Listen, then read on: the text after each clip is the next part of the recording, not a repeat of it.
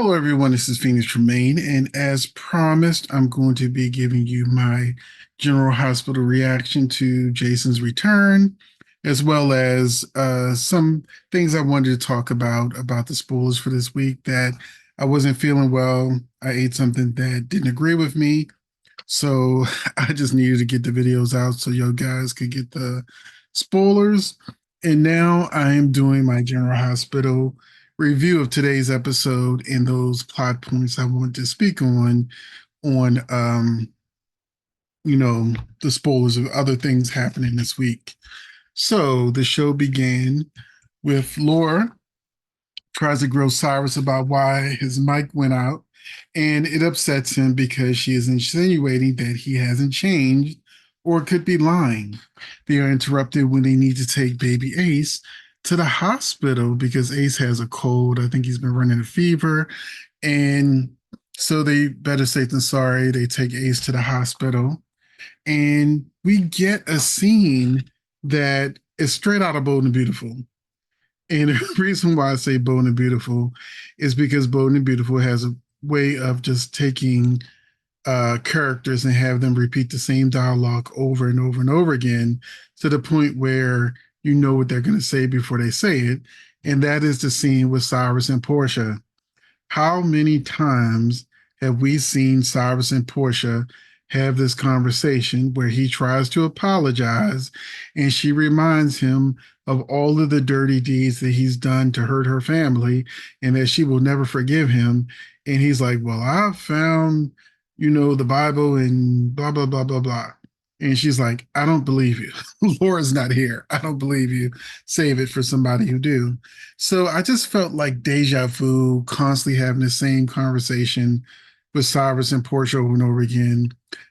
I really feel like they understand that Jeff Kober, who plays Cyrus, is a great actor with lots of possibilities, but he's best when he's being bad, which is why he should be a mob boss, a Sonny Rival or something like that, because that's when he's at his best.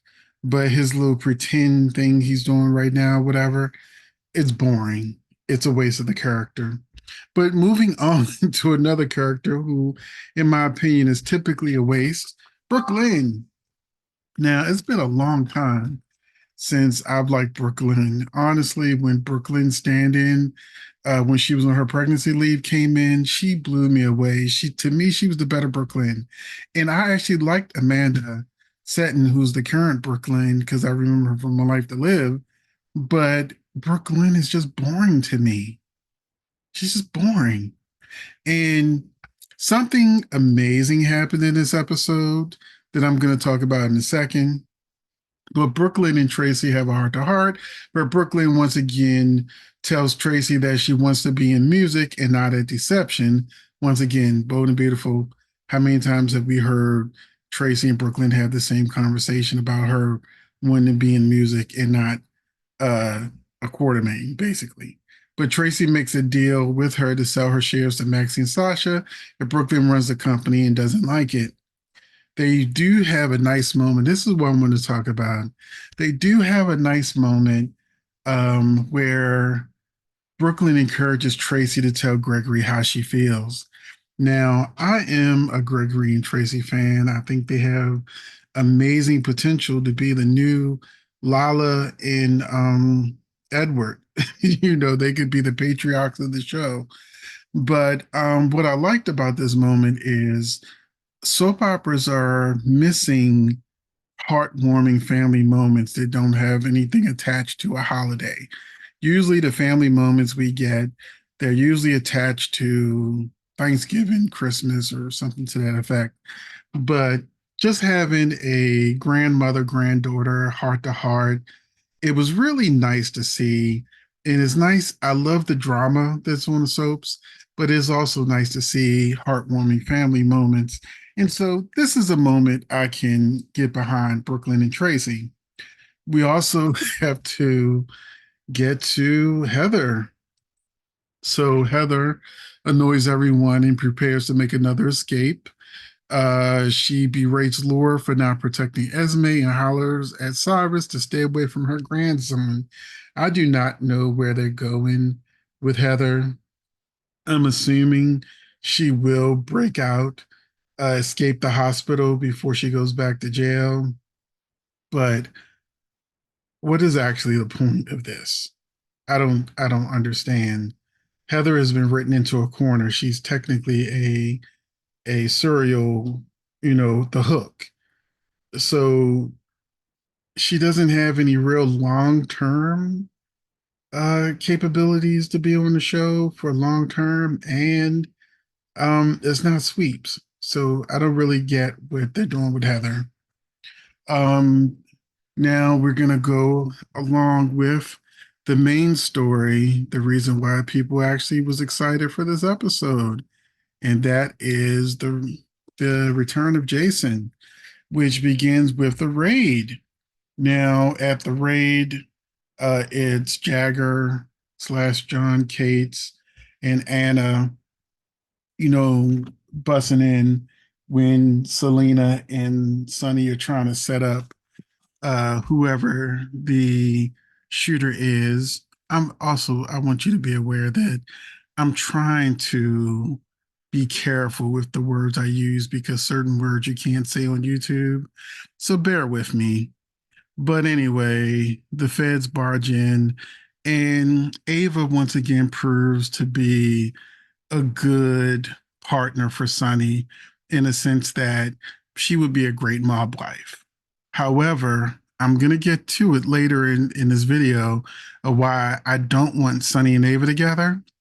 But in the scenes they're in that are mob related, they're fantastic. She is perfect in that part of the role, but we'll get into why I'd rather her go in a different direction later on. If you were watching our live last Friday for the members on the Zoom, you already know why I don't want Ava and Sunny together. But anyway, uh, the raid happens, and then the pow pow happens. But what happens is Jason is there with uh, an assassin, and I guess he's the boss, probably. And when the assassin is about to take out Sonny, he hits his arm and makes him miss.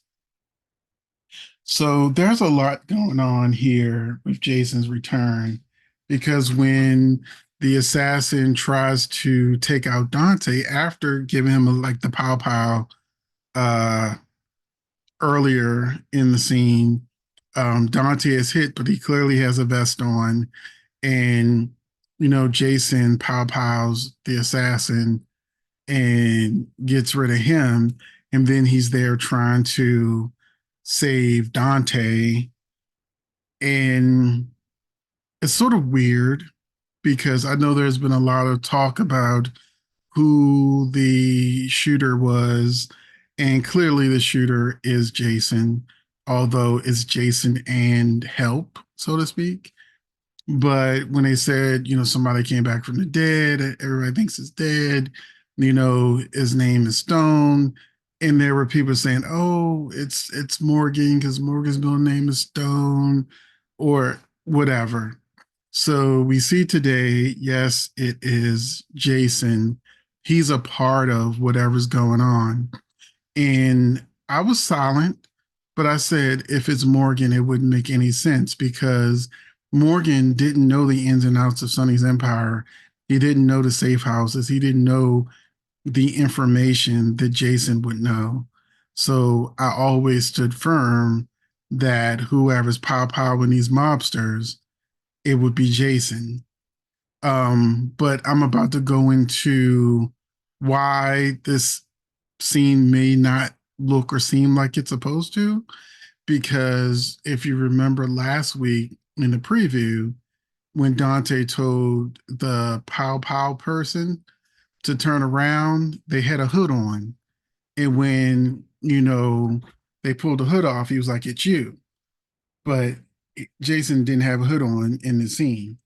So something has changed. And I saw that in an interview with Soap Opera Digest, Steve Burton confirmed that what we will see on air is from the new head writers and that the direction of the story has changed. So apparently there was a whole different story planned, and then the head writer switch happened, and then they kind of rebooted the story arc. I know Patrick Mulcahy, one of the new head writers, a little, but I really know Elizabeth Corte, who was promoted to co-head writer. Now he goes on to say how excited he is that Elizabeth is one of the new head writers and how well she knows the characters. This also means that any clues that we were given before March 4th, because the new writers started March 4th. So anything that was happening before March 4th when the new head writers took over really has no meaning because the story has changed. So that is why I was like, okay, so my sort of thoughts on how things were going to turn out, it might even be the reason why Jason had a partner, you know, that was the assassin and it wasn't just Jason. You know what I'm saying? So anything we thought prior to March 4th doesn't count. So Jason, Steve Bird himself has said the storyline has completely changed because the writers changed. It's clear that Jason is still Jason. He's not mind controlled or anything, which means he is most likely, and this is my thoughts, being blackmailed to do what he's doing. And that is probably Jagger slash John, that is probably the one that's doing the blackmailing. So, because we've seen that this Jagger slash John is, didn't want Cyrus interrogating the man with the weapons or whatever. So he's in it. He's in his deep. He also, so like I said, I feel like he's pulling Jason's strings. Now, one rumor is that Morgan is alive and Jason is doing what he's doing to save Morgan. That is a possibility, and it's just a rumor. So I don't know if it's true or not. It's not a spoiler. That is just a current rumor that's going around the internet. That and that kind of would make sense if it's true, because supposedly the actor that was playing Morgan has hinted that he's coming back to the show, which is where these rumors started. But once again, there is clickbait everywhere. I don't know if any of that is true, except for the Soap Opera Digest, where Steve did his little article, whatever. But the stuff about Morgan, I don't know if it's true. But clearly, Jason is being blackmailed to do whatever it is he is doing. Now we're going to move on to some things I want to talk about, spoiler wise, and people have asked me to speak on this. Eva LaRue debut on General Hospital. Didn't like it. I didn't like it. And it's not because of Eva, because I loved her and all my children. She's a great actress. But I really feel like there should have been some sort of build up to her character coming. She's part of the music industry. She knows Brook Lynn.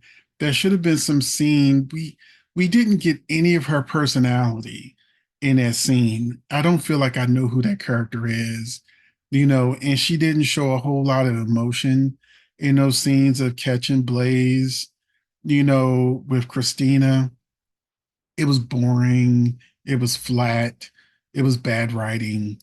So that's how I feel about Natalia. But Eva LaRue is an amazing actress, and I expect a lot more from her. We've got new writers in play. So hopefully they will do something good with the character. And there are a lot of single men that could benefit from being paired up with Eva if they make her a long-term character. And there's some women who need to hold on to their men if they decide to make her a long-term character. But we're gonna move on to Sunny and Ava have a charged moment that is supposed to happen this week.